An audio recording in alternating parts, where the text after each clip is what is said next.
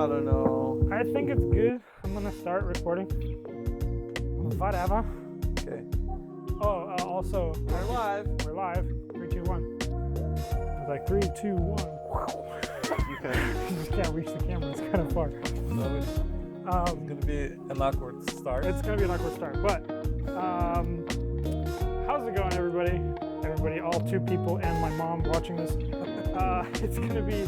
This is our first episode, hopefully many, of the Station Coffee podcast or Station Coffee Roasters podcast. We'll figure out a name later. Yeah. That's It okay. feels so weird to talk to the camera. To the camera? Well, we shouldn't. We should just talk to each other. But the point is, what we do need to talk to the camera about is introducing ourselves for those of you who don't know us. Yeah. So first, tell us what you're doing, and while you're doing it, we can Yes, introduce ourselves. exactly. Because water is cooling down. I just boiled it, and we don't want to brew coffee with lukewarm. We're going to talk about some coffee-related stuff. We're going to talk about some car-related stuff. So we've been roasting since 2021. We started this business kind of close to the pandemic, just past that. And we thought it'd be pretty cool because I have a lot of coffee experience. Valik has a experience in other things like car culture, just in general. He kind of got me more interested into cars. I got him more interested into coffee, and that's kind of where this business idea started. And just general friendship kind of started this thing. So we started this podcast. We're trying to start this podcast to kind of get our thoughts out there. A lot of you guys have been asking, so how's the coffee shop going? And this hopefully will answer some of those questions too. We plan to talk about updates with what's going on with that. And yeah, but that's kind of a little bit about us, just a little intro. And then yeah, we're gonna talk about some random stuff. Yeah. Also, while we thought maybe we can talk about news related to coffee, maybe some of car industry news, because that's one of my hobbies. Also, kind of talk about experiences that we have during the week. We can just tell you guys our thoughts on the experience we have, like to go to a specific coffee shop, maybe what we thought about it, and Yeah. what kind of foods we had, just stuff like that. Just kind of want to get our thoughts out there. Maybe you guys can also have your input and just say what we should be talking about. Maybe just put that in the comments below. Yeah, wherever below is. We'll see. I don't know where we're gonna post this yet, but TikTok. anyway, we're drinking some Colombia that we roasted on Monday. This is our just our single origin Colombia. We do 1-2 blends right now, and mostly other single origins. Yeah. Okay, so should I start with Go ahead. car related? Let's do it. Yeah. Okay. So I'm kind of looking for a new car now, and I was thinking to do a switch from a gasoline vehicle to electric car. Yeah. And Really? I've been thinking about it for quite some time. Maybe, and I was thinking that from a economic perspective. I was thinking like get a electric car, maybe finance it, and instead of paying money for gas, just use that money towards the payment of a car. So some of the cars I was looking at, I test drove Rivian, I was looking at Audi e-tron, also Jaguar I-Pace. It's one of those that Waymo uses in San Francisco that drives Yeah. by itself. They're electric? Yeah. Those ones? Yeah. Oh, okay. I mean, it makes sense. I don't know why I didn't think. We both have driven those, right? You've been the Waymo? Yeah. I've been to Waymo Yeah. last week with my kids. Yeah. Yeah, we did the Waymo the other It was not a bad car. I thought it was pretty solid, and I started to look into that. So I test drove Rivian because that's the car my wife really liked because it's big, it's boxy looking. She's really into it the way it looks. So we went and test drove Rivian, and I was a little disappointed with the way it drives. It was not as luxurious as they say it is, and they prior to that, I drove a Mercedes, a big SUV, and it drove similar to Rivian, but that Mercedes cost like 4 times less than Rivian. Well, a little bit of background though. Yeah. Like we talked about this very recently. I think like maybe a couple days ago. You've had like, I don't know. I'm guesstimating like at least 25 to 40 cars, something like Like that. 60 probably. Closer to 60. Okay. 60, no. So that Yeah, being said, I what, drove many I cars. mean, what I mean to bring that up is that like you know, everyone has their hobbies. Yours was cars for a Yeah. really long time. So Yeah. you kind of have the experience of driving like, you know, kinds of nicer, cars. worse, you know, Yeah. crappier cars, depending on the, you know, whatever is in that Yeah. in on Craigslist at that time in 2006 or yeah, 7 or whatever. Yeah, I own all kinds of cars. My first car was a $800 car. So $800 car. yeah, What was that? it was a Mitsubishi Eclipse. Eclipse, dude, that was my dream car. Yeah, I think yeah. Eclipse It because was the Fast and super- Furious thing. super Was slow. it Fast and Furious? No, Eclipse? it was like Was it Spider? generation before that. Before that. Yeah. Oh, it's like more 70s, like looking, like more. Not 70s. boxy it's like or what? 85. I think their model was from like 87 or 89 to 95. More boxy looking, or A little more boxy, yeah. But it was super slow, cheap. So yeah, I own some cheap cars. But yeah, so Rivian was interesting because I really thought that it's a luxury car. I went there, I was expecting luxury, and the people that work for Rivian, that's how they approach it. They told me it's a luxurious car. So when I drove it, it drove fine. It was not a $96,000 experience, I would say. $96,000 car. Yeah, that's the. Well, how much is the because one of the considerations for people getting electric cars is like that tax credit, right? Like that's a big deal. Right. For what? How much is it even? It's 7,500. It's $7,500 bucks. Yeah. So that doesn't really offset. It doesn't really offset your $100,000 payment car. on the Rivian. Yeah. Yeah. So other cars I looked at were, like I said, I-Pace, e-tron, e-tron Q8. Those are Audis. Audis, yeah. And I don't know. At this point, I'm kind of disappointed that I was thinking not to spend too much money on the car, and I'm that kind of guy that tries to get the maximum value, you know, for the dollar I spent. And it seems like it's pretty hard to do that with electric car at the moment. Even though I looked at the Cadillac Lyric, those like 1-2 year old Lyrics, like probably 30 to 40,000, and it's pretty decent car. But I just don't like the way it looks. What about one of the electric cars that I like how they looked was the Iconic series from Hyundai. Ionic. you mean. Ionic, sorry. Yeah. Ionic. Yeah, I don't know. I think they had a really good ad. That's probably how they got me. Are you but- talking about like this boxy one? Yeah. Okay. It's got the little grid, like 80s looking disco yep, deco lights. So yeah, I think the sedan, not the. There's like a hatchback too, but they have a sedan So too, right? The sedan is EV6. Mm-hmm. Yeah. That's the one I like. How, as far as looks, how much do you know? What do you think that one goes for? That's not a new car at this point, right? Let's check. So the Ionic, you said 6. Ionic, yeah, they had a really cool ad and like you know, like something about history and like legacy, and then they made it really cool. The ad. Yeah, I was looking into Ionic 5. You know, the boxy, like the It's like more SUV. SUV-ish. Yeah. So this one new, they start from 37. 37. That's not. Yeah, terrible. and the used one you can get for 30K. Yeah, I think that. Can you see the back of that one?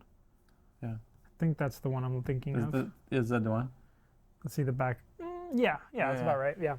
But again, you're getting like what can this be compared to in terms Like a lower model Tesla? Like a Honda Accord Oh, okay. kind of car, you know? Yeah. Like, so it's not something very special. It's not like luxury. It's a car. It's a car. It's a good but car. yeah, I mean, like it's if I quick had, because it's electric, but yeah, and it's small, so it's Yeah. quicker than a Yeah, heavier. So that's my experience with Rivian. I honestly, I was higher of expectations from that visit to Rivian, and yeah, that's my thoughts on the cars this week and my experience. But you were saying that they're like offering test drives for like anybody, right? yeah, so if anyone who wants to test drive a Rivian, all you have to do is just show them your California driver's license, and they give you Rivian for like half hour. You Nice. can just go drive Anybody, it. that's like an experience you can have today Launch or it, tomorrow. You don't have to like make an appointment or anything. You do. You Oh, do okay. gotta make an appointment, yeah, because they don't have that many Rivians to go there, around. Yeah. Yeah, okay. That's not that bad. Yeah. That's cool. Yeah, I'd do that. Yeah, in the world of coffee, the news are much more grim. Not grim, but okay. But like, in coffee, there's this thing that's been going on. There's something called the C market, the commodities market, and it's like the price. It's like the stock market where they have a price that's based on futures trades and speculation, and how that all works is becoming more clear to me, but like it's still a pretty confusing subject in general, kind of stock market stuff. I'm not like a finance bro, but basically the commodities of coffee, the trade, has hit an all-time record high of like 375 or 380, something like that, like all-time high all time. How much And this is like 3 years ago, maybe 3 or 4 years ago, it was at $1. So obviously these things go up and down, like the stock market does too.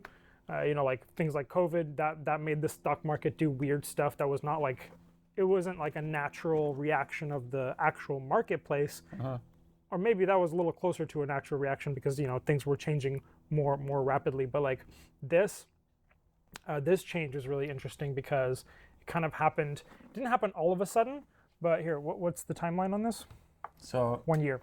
Yeah, so like in November, there was some like El Nino storms. Well, before that, there was a lot of droughts. So speculation on the largest coffee country that produces the most coffee is Brazil. It produces like something like 40% of Arabica, and they are having a lot of droughts.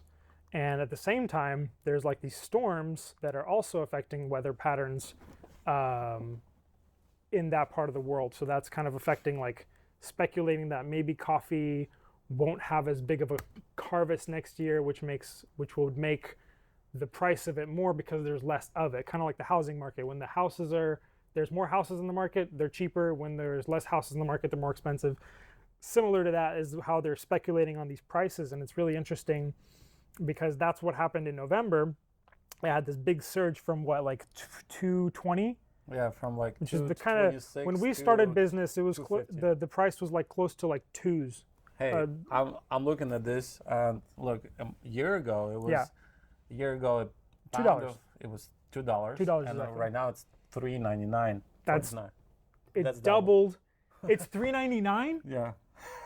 So every single day that passes, and I stopped keeping track of this already, but like almost every day I check this because it's interesting. But every single day there's like a new record high. Like $3.99 is now the new record high. Yeah. If it goes up from here, it's just more records and records. So this kind of never happened before. So it's very interesting to see how this will affect things. Yeah. It will definitely affect everything. I think for most people, just in general, I think the biggest effect it's going to have is on the price of your cup of coffee when you go to like a coffee shop. Or even bags of beans. Like we've had to raise prices recently too, but like everyone's going to be raising prices in the next 3 to 6 months because like depending on the company, like we're a small company. We're what you call a micro roaster. I think that's a thing. But we're pretty small potatoes compared to like who this affects as far as big volume trades. So bigger companies, they have more resources, and how they buy coffee is not like whenever they need coffee, they buy it. They buy ahead of time. They buy on contract, which basically what that means is when you have, you can set a price with either an exporter or the farmer directly, or a cooperative, whatever you're dealing with in that country. You set a price like, hey, we agree that we're going to pay, let's say they bought it like a year ago. We agree that we're going to pay $2 a pound, or maybe they're going to pay more because they want a little bit of quality. Maybe they're going to pay $3 a pound when the market is at $2, and they say, hey, we're going to pay $3 a pound for the next 6 months or a year, maybe even. I'm not sure. I don't think contracts work like that, but just hypothetically. So they're paying $3 a pound, and the market keeps going up and up and up. Now the market's at $3 a pound, And when the coffee keeps going up in price, companies are like, hooray, we've locked in this price. We're going to get a good price for this coffee. Our business can be stable because we have like a price control for what we're going to be buying for. But then when you go to renew that contract, the price jumped up so high, much like more high, like higher, that's not going to be really possible. Farmers, not farmers, but like everyone in the market is going to be, raising price. Like Starbucks is going to have to pay more for their coffee, which means their shareholders are going to look at that and say, okay, what's the solution? Or whoever, everybody's got someone to answer for as far as, shares of the company. So that's going to increase. I think the way we'll see that is prices are going to increase, unless this is just a weird spike and it's going to fall back down. Yeah. But so far, it's not looking like it. It's going to stay. Yeah, your coffee is going to cost at least 20% more next year. Yeah, well, at least. Well, that's 20, that's just from based on that. But like, it's really interesting because for us, this affects us a lot quicker. So how we buy right now is called spot. So what spot means is like, think of it like on the spot. We buy, like say we buy 10 bags of coffee. We run through those 10 bags of coffee. Now we need 10 bags of coffee more. So we go and buy 10 bags of coffee more. And when we buy spot, the price depends on the market. So like if we were to buy coffee right now, it's going to be based on this. And then, we're not buying the lowest grade coffee. We're buying specialty grade. So that's going to be more expensive because you're paying for quality, right? We're paying. We want $3.99 is the base. So if you want something better, 5, 6, exactly. 7 So like bucks anybody and their grandma can sell $3.99 coffee right now because of the market. So we're buying specialty. Like we want a higher quality product, and that's what we're paying for. So to buy a higher quality product, that's like. It's like a percentage above whatever the C market is. So for people that are buying spot, this affects us in a big way. So that's, it is what it is. What do you think is going to happen? Do you think it's going to go down? I think, or it's going to stay? I think it's going to go down. I don't think this is a natural course. That's crazy. It is crazy. But like, I think because it's Look like at 5-year comparison. It was never this high. No, go to all 50 years and then all. It's never been this high. Look, do you see this? So the highest was in 1977. It was $3.09. So this is $1 more. Okay. Well, we have inflation. Well, we have a different economy since 2077. Yeah, for but, sure. But do you see this map? So like maybe hopefully we can do like editing and post this on the thing. But like there's little spikes from 1970 and then 1980 to 2000. Maybe just turn this around and just show. Yeah, sure. Yeah. Just for comparison, like there's like these little spikes that happen, and that's natural. Like here's what happens in coffee, and I heard this on a recent podcast. Shout out Clyde podcast that just talked about this. But they basically like how it works in agriculture is, coffee is really expensive right now. Farmers are going to be like, all right, I don't need these bananas. Let me pull this out and plant coffee. They're going to start roasting. They're going to start growing coffee because it's really profitable. Yeah. Like that's fantastic. That's fantastic for supply. That means there's going to be more supply, and then once the supply kind of balloons in the economy, that means there's more coffee available than people want to buy. That brings the price down. Right. And that's what these spikes going down are. More production, more price going down. And when the price of coffee goes all the way back to like $1, so like just so you understand, like if a price of coffee $1 per pound, that's like not even covering costs of making the coffee. That's like not even breaking even. So there's no point of growing coffee at $1 a pound. There's no point to sell it at $1 a pound. It's like you're dying. You're losing money left and right. So when it comes back to that, then people rip out their coffee trees, plant cocoa, plant something else that has a, it's better for the, price per pound or whatever unit of measurement. So that's what's interesting about so I think it's going to go down just like all of these. I just wonder how long it's going to take. I think it'll be this year. It can't stay that high. I think a lot of the price, and it's not even, I don't know if it's just that. I'm not like really an expert on this stuff, but I don't think it's just demand and supply. Like it seems like it's more because of how high it is. No, it's not just demand and supply. It's also politics, geopolitical politics, like between countries. Obviously, that's going on right now. So but we talked about this yesterday about the war in Africa. So that can have an effect. Yeah, okay. Trump's tariffs that In he's Yemen, put- right? Is the war? Is going on No, around Yemen? It's Rwanda. Rwanda? Yeah. Yeah, pull that up because yeah, I was just talking to someone that was they buy coffee from Yemen, and they were saying that like there's not going to be any coffee coming in soon. Why? Well, because of some kind of war. Oh. Try Yemen. Hold on, it was Democratic Republic. DRC. DRC, right? DRC. DRC. Yeah, so that affects it a lot too. Obviously, Congo. we're learning just like you are. Well, let's see what. But yeah, things like that will definitely affect prices, especially of specific coffees. But the thing is, like with like C market, it's like a lot of it is like I said, the speculation and futures buying, and like you can trade commodities in the stock market just like you can trade for exchange rates, right? Like you can make money on these things. So that's what people are kind of doing. They're like cashing in on the chaos of the price volatility and betting on it, essentially. So like gambling. who's involved and where we're gonna see spikes on coffees?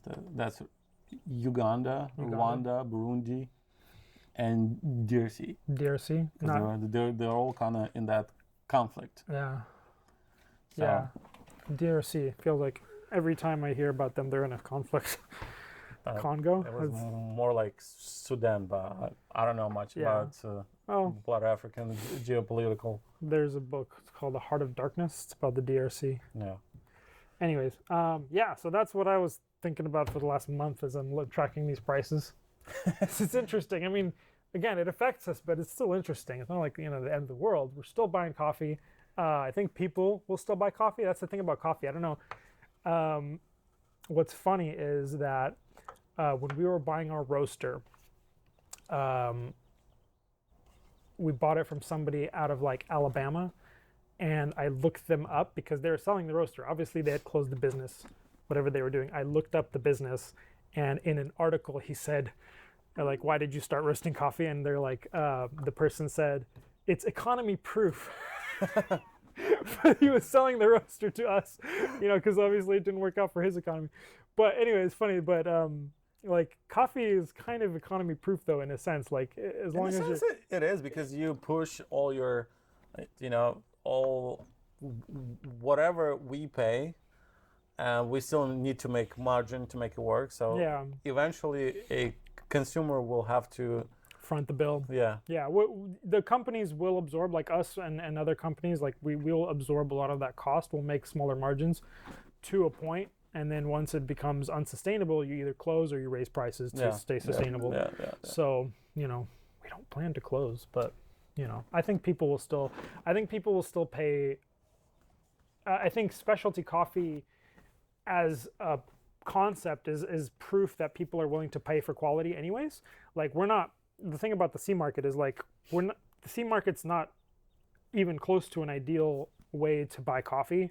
It's like it's just, I don't know, it is what it is, but like we want to pay for coffee because of the quality, and we want to get a better product than anybody else. Like if we're buying the same coffee as Folgers, like how are we getting, why are we charging more for our coffee than Folgers is, right? So in that sense, like we kind of, people are already willing to pay for a higher quality product. Like even in an economy like automobiles or cars, like there's luxury class, there's a mid class, and there's an economy class. Like we're on a plane, there's economy seats, there's business class, and there's first class. It's all relative, and I think it still can be sustainable even with high prices. All right. Okay. Yeah. Well, should we do next segment right away? Yeah. I mean, we could just we one of the reasons we wanted to start doing a podcast, and I think right now in Station Coffee's life, I guess, is we are some of many of you know, we did an Instagram like live about it or reel about it, is we are opening a coffee shop soon. We're in the process of that. We'll see how much we can talk about or not, but it's going to be, we're working on it and we're in construction. So that's kind of like one of the things we wanted to talk about is like updates and things that we can talk about in the process that we're at. It's an interesting process. it's an interesting process as far as, you know, all the things you need to get lined up to open up a coffee shop. So like the backstory for a lot of this is we found a place. We found a place to do it. Once, then we need to. You can just tell the real story. So it was you and me. We were looking for a place to roast. We were looking right? for a place to roast. Yes. So we were going around different places, right? And we went and saw this building. This particular building was, and we thought, Jeez, that's 3 years ago. yeah. So I remember I was looking at the Almost 4. at the place on Sylvan. There were like kind of like retail businesses there. We were asking how much the rent was, but they couldn't allow us to do roasting. So we thought, so our idea was to have a place where we can do both. We can do a coffee shop and roast. And while we were looking for a place to rent, right? Yeah, we were looking at everything from Yeah. like warehouses and like, you know, kind of car shop spaces and Yeah. like all kinds of places. But anyway, So while we are looking for a place to rent, we go for some reason on Mariposa Street in Yeah. Citrus Heights, and we see this building that looks kind of cool, and it's for sale. yeah, for sale. That's So, all we kind of looked at it, and then we it was on LoopNet. So Oh, like yeah. Zillow's like for residential buildings for and sale. LoopNet's LoopNet's for businesses. businesses that are for sale and like Yeah. for rent too. Yeah. So we looked on LoopNet. Found a thing. Long story short, we got the money, we bought it, but it was in a condition where you kind of had to do everything. It was Basi- bare bones. So like Yeah. there was just walls. So Yeah. whoever was there last, they let's see. Let me think of the condition. They were. It used to be a bar called 10th Inning, and whoever bought it after that was planning to remodel it into a different bar. Yeah. So But that's what didn't the go state. well. It didn't go well because they Yeah. bankrupt or whatever. Yeah, Whatever they did, yeah. whatever happened, they tore a bunch of stuff down and they just barely started like building a frame, and that's as Yeah. far as they got. Yeah. So that's when we came in. So where are we at right now? So Not much further. not much further. So we need to tear down a front wall. Yeah. So We got it has to go down, and it has to go back up the same way, but in a correct way. the city deemed the front wall structurally unsound. We had the structural contractor look at it. We were trying to figure out the calculations to see if this wall is good or not. We had a special inspection company and a structural engineer tell us basically no. The best thing to do is to either reinforce it with steel or tear it down and build it back Yeah. up from scratch, which it would be cheap. It would surprisingly it would be cheaper. To tear down. Yeah, to tear down the entire wall instead of using steel to reinforce it because of how expensive steel is and the work Yeah. involved with steel. So anyway, long story short, that's where we're at now is what we need to do next. So we're past all of the permits, the initial permits. We've already been to the health department. They said, okay, everything looks good. You just, health department, they're like the almost last one. Yeah. And then the fire department, they gave us an approval, like Yeah. a pre-approval, and Yeah. they're like the very last ones. And then city and building department is the first one. So that's where we're at. We're at city and building department with Citrus Heights is where the building is. Yeah. And they already approved our permit for what we're gonna for the construction and demo. We just need to find. We're looking for. We already got a few quotes, or we're still looking for more quotes for Yeah. somebody that can, with the labor included of tearing it down, building it back up Yeah. the right way with everything that's Yep. listed on the plans. Yeah. And we're looking for someone that wouldn't charge us same amount that whole building is worth. So, Yeah, so it's an interesting. It's kind of it's not a huge building, so it's a really big project for somebody that does little things, and it's too small of a project for somebody that does really big buildings. So it's like Yeah. a really uncomfortable medium that we're trying to Yeah. find a good price for. Yeah. So that's where we're at. We're gonna rebuild that wall, and after that, I think we can move way quicker with the inside job. Because we kind of before the wall thing started to be an issue, we already started with underground plumbing, and we already got all that done. Yeah. And we're kind of moving on. We were starting to move on, and then they kind of said, "Hold on, let's deal with this first." And then so that's kind of where we stopped construction for that. So we'll keep you updated on that. Yeah, we'll just it's gonna But be. if you know someone that does masonry work, CMU particularly, that's cinder blocks. So those big 8. Hit us up. Whatever. Hit us up. Yeah, let us know. Yeah. We're looking. So next thing, maybe we can move quicker now because this podcast is gonna be too long. We'll see. Or maybe we'll cut it in pieces. I don't know. We'll see how it goes. Yeah, editing's gonna be weird. We want to talk about experiences and what do you mean by experience? Like, be more specific. We were saying maybe talk about food-related experiences. Yeah, I guess maybe travel, maybe maybe introduction on this segment. So we want to kind of talk about just things that we're experiencing in the literal sense. So like things that anything that we try that's new or interesting, like I don't know, new kombucha that we found at the store, or like this was really cool, or maybe somebody went somewhere and they like travel, like if you need tickets somewhere. Not me. I'll just tell you where to go. He'll tell where to go, but he knows where to go, where's the cheapest. So anyways, so you can go like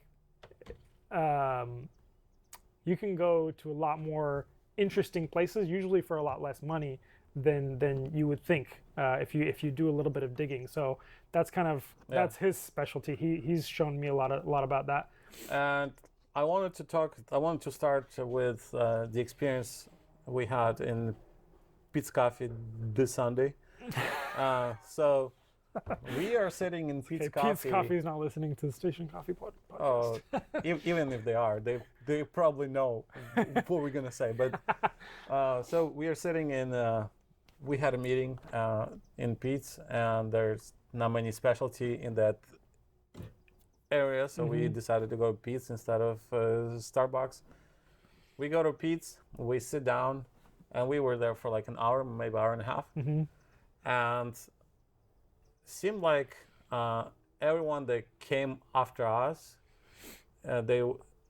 people that go have coffee in Pete's are females, and they're 40 and up. So like 45 and up. So it's like older women, usually by themselves.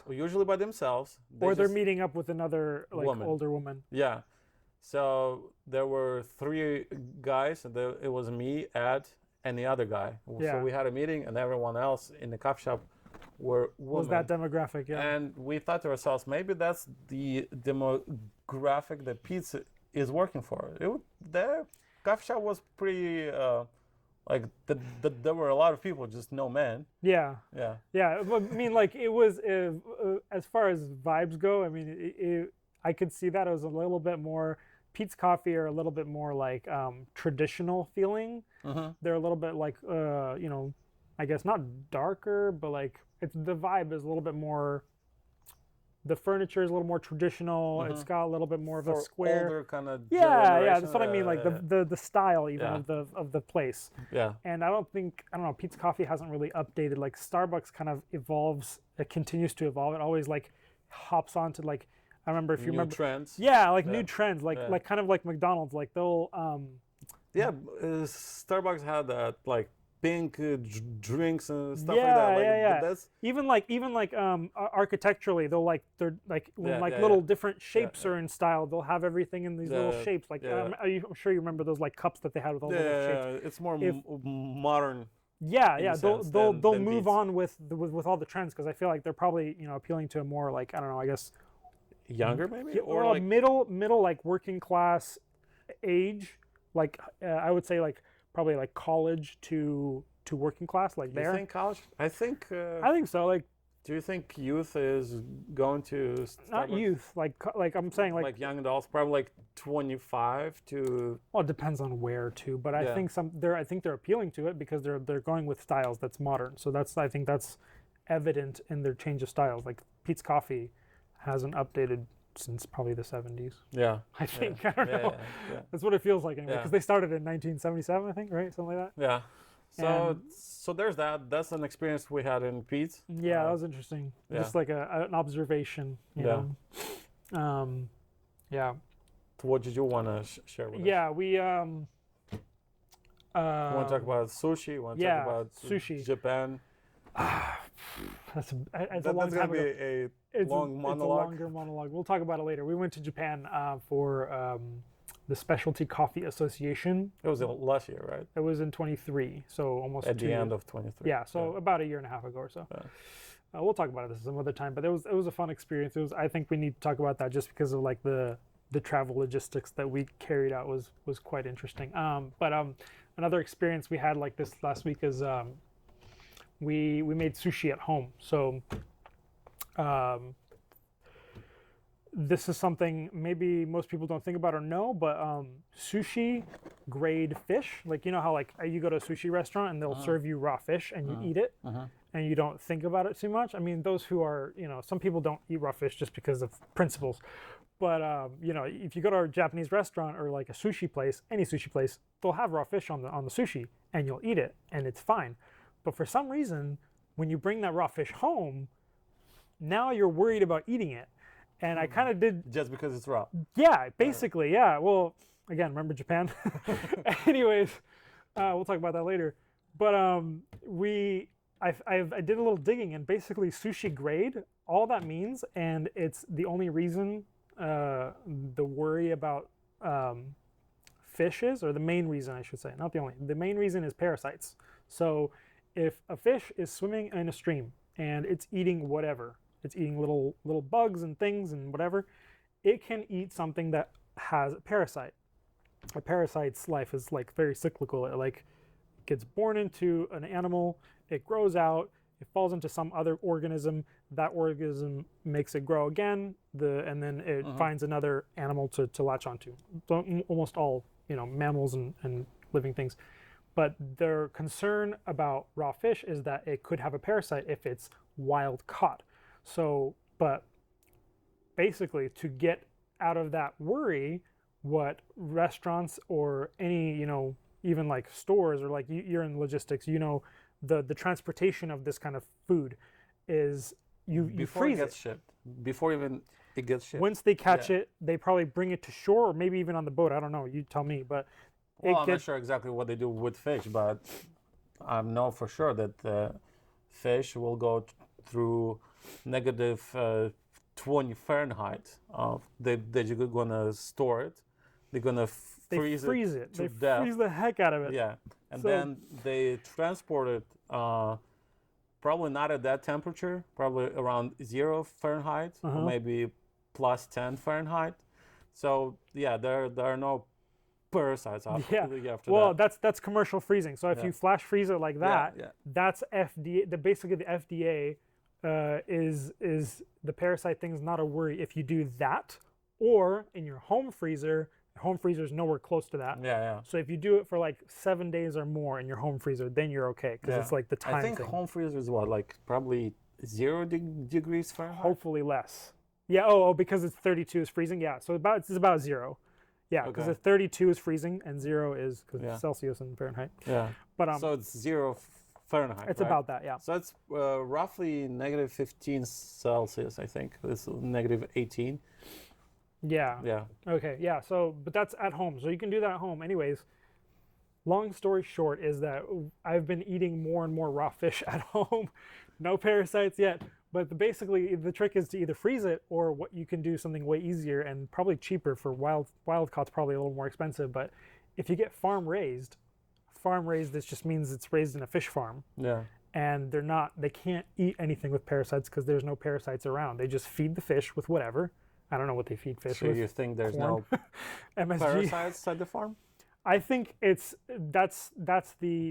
how you can't well I would they say control this, for like, this. They control for this. I So would say it's this. safer. I think it's basically it ends up at depends if you really trust your local store. So if you buy the fish from whatever it is, Rayleigh's, Safeway, Costco, and if you trust that they source it from a, good farm or whatever, and it's been processed well, transported well, kept in store well, and things like that. If you trust that, you'll be fine. But then again, maybe you need to have a little bit of doubt. Yeah, maybe. Do you know what I mean? Yeah, yeah. I've been transporting foods for some time, and it's been.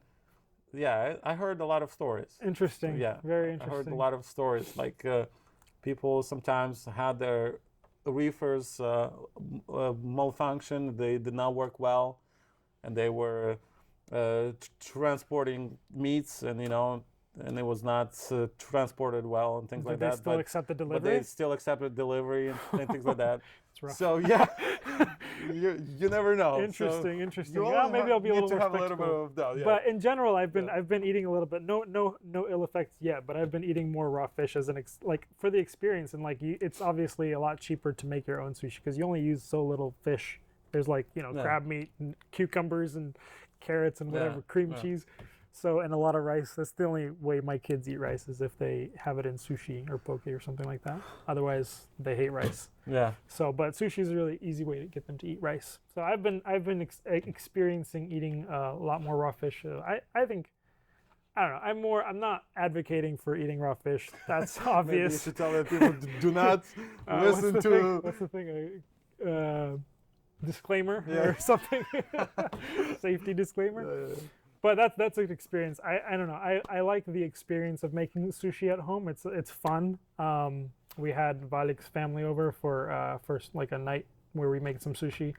I think one of the fish was completely frozen. That one was definitely fine. The tuna was completely frozen, even at the store. So, but yeah, that's a cool experience. I think we've had my brother over for that. I think we'll keep doing that until somebody gets a parasite. Well, how much do you think? How much does it cost to make like a normal roll? With tuna. Let's say there's tuna, avocado. Jeez. Okay. Well, what's the market price for that right now? Right. I don't know. On sushi. I don't buy rolls. The restaurant. I think it's probably like $15 at the cheapest. Probably like 10 and up to about 15. Yeah. So 10 for like California. Sure. California was like crab meat or Alaska roll, whatever they call. Alaska roll. It's like they probably just have crab meat, right? Crab meat, cucumber. So cucumbers are dirt cheap. The amount of cucumber you use for a sushi roll is like, if a cucumber costs $1, you're using 10 rolls out of it. Yeah. About an eighth of a half, so like a 16th. That's like 16 cents. So how much do you think? Rice is probably like a couple of cents. The seaweed is like $15-ish for like a pack of 30. So how much is that? It's like also 10 cents, 30 cents. So you think roll is what? Like probably I think $3, $4? I think up to even $2, depending on the fish you buy. Again, because you're using so little fish. Right. It's really not that much. Right. It's really like, I would say, I didn't do the math, I'll be honest, but it's probably closer to like $3. Even like if you include electricity you had to use to make the rice. Depends if peak off peak. California, PG&E, but so you think roll, like I think you can make decent roll is like $3-4? Yeah, I mean the ones they're making, they're using avocado too. Avocado is an expensive ingredient because you're using. Are you gonna use a lot of it on not on a sushi roll, but still, even just like per unit, the avocado is expensive. It's like $2 if you get a nice big ripe avocado. So anywhere from 2 to 5. I would say $2 to $4 is like, you can get away with that easily. And you go to restaurants like 10 to 20. Yeah. Sounds about right. But you're also paying for experience, and like again, it's like you said, if you go to a sushi restaurant, you're having raw fish, you kind of have to trust the restaurant that they're doing their homework as well. So I don't know if anybody thinks about that. I don't think people think about that. Yeah, well, that's what I mean. That's why I'm like not really too worried when I get raw fish that's farm raised, but at the same time, who knows? Yeah. But I think that's a cool experience that we have sometimes. Yeah. What else is there do we want to talk about?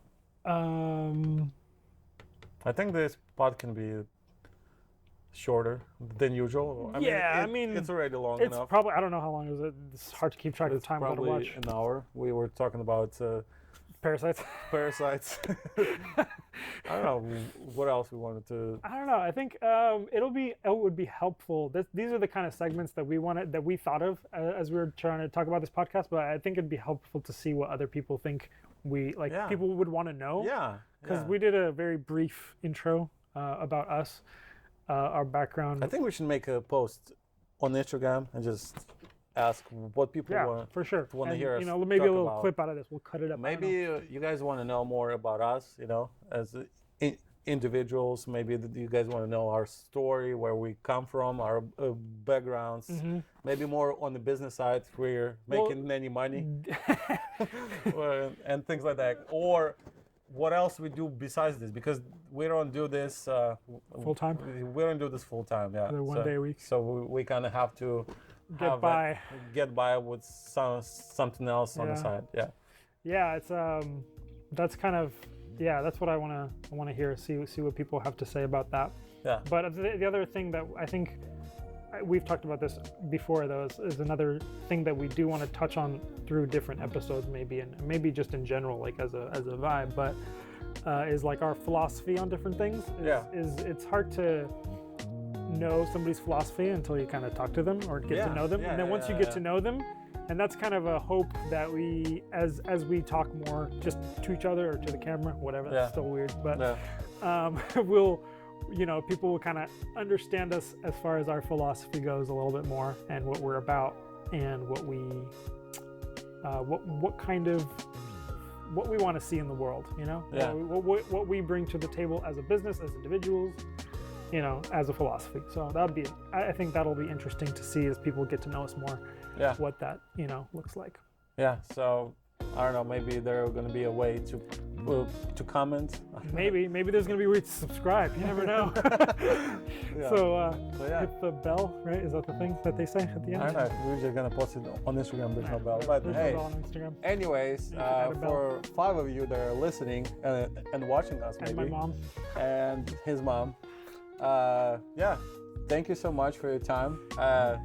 Maybe next time we're going to be more compact on whatever we talk about. Maybe. Well, who knows? Or maybe it's going to be 3 hours long. Maybe 3 hours. Yeah, 3 hour podcasts are popular right here.